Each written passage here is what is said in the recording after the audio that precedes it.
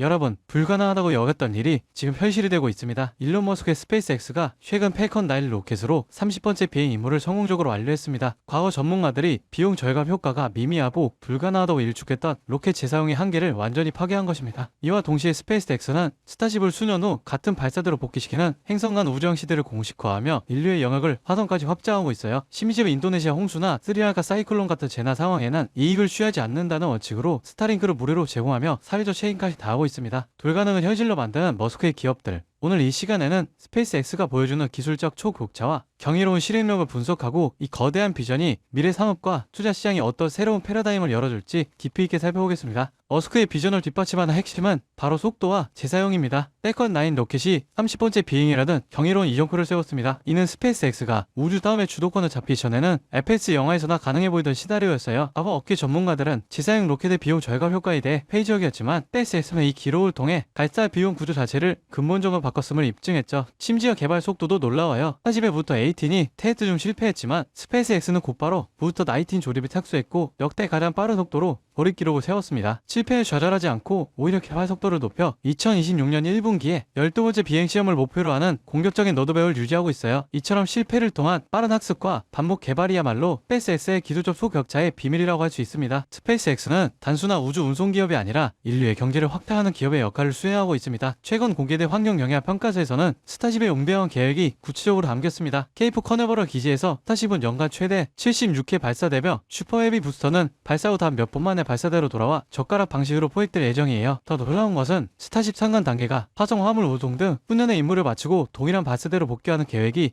요즘 절차로 간주된다는 점입니다. 이 기지는 사실상 세계 최초의 행성간 우주항으로 만들어지고 있는 셈이죠. 우주 탐사 외에도 사회적 책임을 다하고 있어요. 머스크는 자연재해가 발생할 때 이익을 취하지 않는다는 원칙을 공유하며 인도네시아 홍수, 스리랑카 사이클론 피해 지역에 스타링크를 무료로 제공하고 있습니다. 이는 통신망이 끊긴 재난 상황에서 스타링크가 필수적인 인류의 생명줄 역할을 하고 있음을 다시 한번 보여주는 사례입니다. 스페이스X가 보여주는 이 경이로운 기술력과 실행력은 테슬라, xAI 등 머스크 생태계 전체의 강력한 신뢰 기반이 됩니다. 팰컨 9의 30회 재사용과 스타쉽의 행성간 우주항 계획은 결국 불가능을 가능케 하는 AI와 로보틱스 기술이 머스크 기업들의 DNA임을 증명하고 있는 것입니다. 이 우주 시대의 개척은 단순히 우주 기업에만 머물지 않아요. 로켓 재사용을 가능하게 한 초정밀 제조 기술, 스타쉽을 조립하는 극한의 로보틱스 기술, 그리고 이 모든 것을 관제하는 강력한 AI 기반의 엔지니어링 솔루션에 새로운 투자 기회가 폭발하고 있습니다.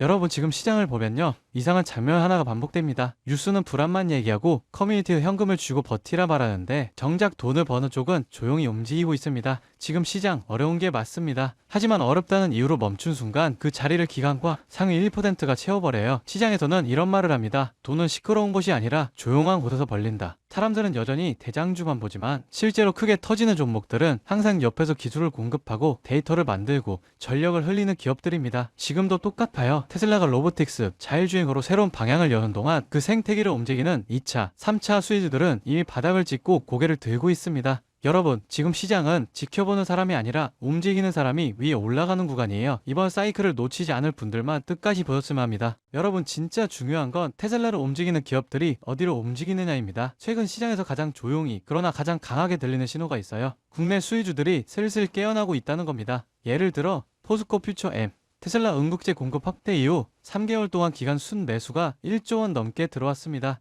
에코프로 BM은 전기차 침체 예의가 나오는 와중에도 테슬라, BYD, CATL의 생산량 증가 전망에 맞춰 실적 컨센서스가 다시 올라오고 있어요.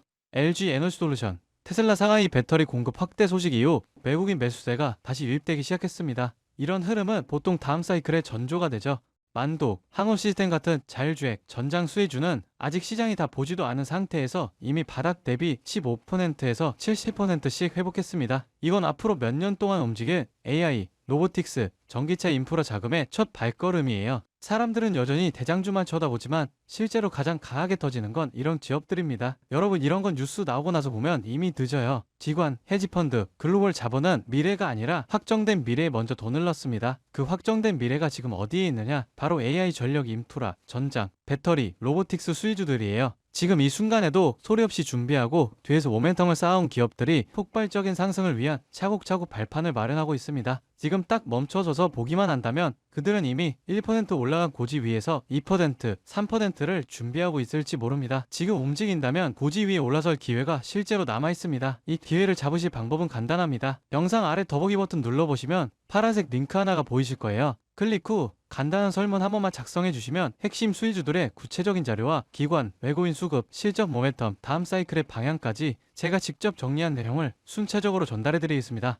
물론 금전 여부나 특정 종목에 강해왔던 건 절대 없습니다. 선택은 언제나 시청자분들의 몫이고 저는 시장을 읽을 수 있는 도구만 전달해 드릴 뿐이에요. 지금 시장은 기다린다고 기회가 오는 구간이 아닙니다. 준비를 한 사람만이 움직임을 읽고 다음 상승의 첫 파동을 잡아갈 수 있습니다. 제가 드리는 정보들은 그냥 가볍게 참고만 하셔도 되고 앞으로 시장이 어디로 흐르는지 체감하시는 데에도 충분히 도움이 되실 겁니다. 여러분이 시장에서 흔들리지 않고 꾸준히 이익을 쌓아가실 수 있길 진심으로 바랍니다. 오늘 영상은 여기까지고요. 구독과 좋아요는 큰 힘이 됩니다. 다음 영상에서 더 중요한 흐름으로 찾아뵙겠습니다.